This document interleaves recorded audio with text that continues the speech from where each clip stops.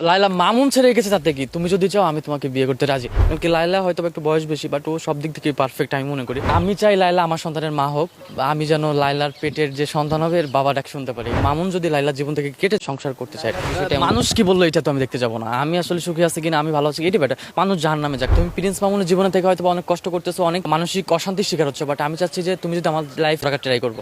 মামুনের একটা অপশন ছিল বলতে, আমি একটা ছেলে মানুষ তোমার লাইফে ছিল, সেক্ষেত্রে তোমাকে আমি ওরকম ভাবে চাইতে পারিনি।